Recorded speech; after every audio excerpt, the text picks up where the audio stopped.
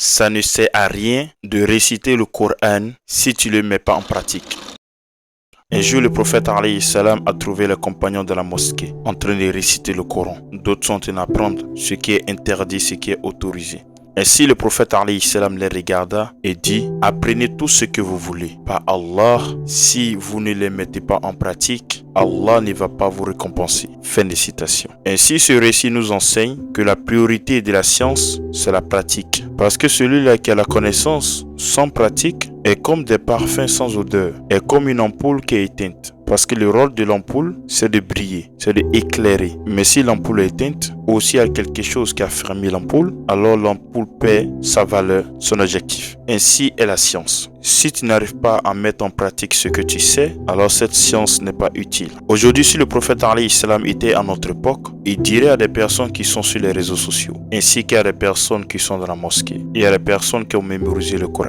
Il dirait ainsi: arrêtez de réciter le Coran sur les réseaux sociaux. Arrêtez de réciter le Coran à la mosquée. Arrêtez d'apprendre sans les mettre en pratique. Par Allah, si vous ne mettez pas en pratique ce que vous récitez sur les réseaux sociaux ainsi qu'à la mosquée, Allah ne va pas vous récompenser. Ainsi, le but ultime de la science est de le mettre en pratique. Et lorsque on dit de mettre en pratique, il y a deux choses. La première, il faut que cette science doit te profiter à toi personnellement. Et deuxième, il faut que cette science profite aux autres. C'est pour ça qu'ils ont posé la question à Ali ibn Abi Talib. Il dit: quel est le remède de la science? Il dit: c'est la pratique. Et quel est le remède de la pratique? Il dit: c'est la sincérité. Ainsi, le but, c'est de quitter dans l'ignorance en cherchant la connaissance. Et lorsqu'on a eu la connaissance, on essaie de les comprendre. Et lorsqu'on les comprend, alors on essaie de les mettre en pratique. Et lorsqu'on les met en pratique, on cherche à être sincère. Parce que sans la sincérité, ta pratique aussi est zéro. Il faut être sincère dans tes pratiques. Lorsque tu divulgues la science, ça doit être uniquement pour la cause d'Allah et non pour le matériel. Lorsque tu le mets en pratique aussi, tu le mets en pratique pour la cause d'Allah, dans le but pour que Allah te récompense et non pour les yeux des gens.